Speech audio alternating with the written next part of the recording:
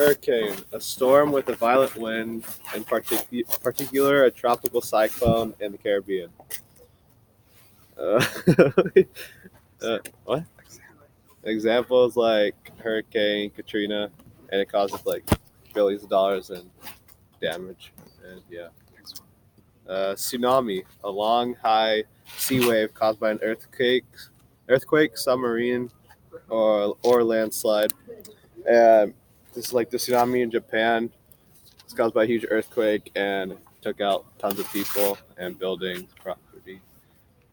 Volcanoes, a mountain or hill, typically conical, having a crater or vent through which lava, rock, vapor, and gas are being or have been erupted from the Earth's crust. So, an example of like a volcanic eruption is Mount St. Helens, uh, that exploded a while ago, caused a ton of damage, and yeah. Oh, you're supposed to do 4. Okay, tornado, a mobile, destructive vortex of violently rotating winds, having the appearance of a funnel-shaped cloud and advances beneath a large storm system.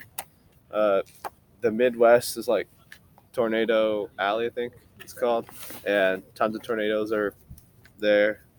Yeah. Wait, That's 4. mine are the last 3. Okay, give it to me now. Okay, I'll hold you. Ew. Okay, like this. Yes, that's good. Okay.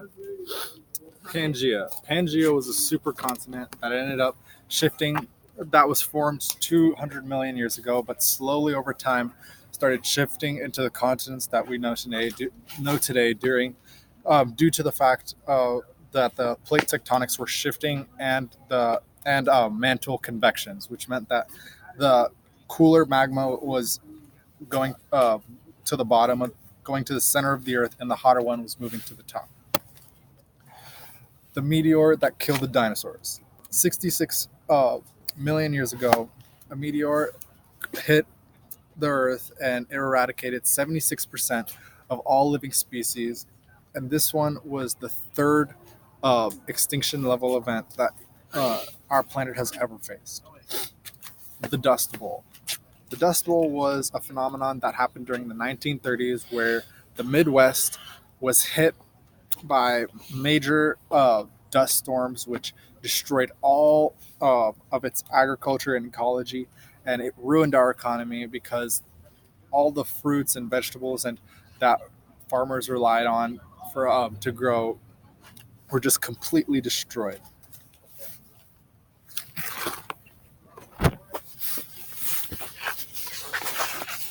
What? Okay, so the Half Dome was formed 65 million years ago, and it was when molten igneous rock solidified into granite and was pushed under pressure to the surface. So basically, there's a lot of rock, and there's a lot of pressure and force going downward. Then there's also like the collisions, and that ended up creating the Half Dome.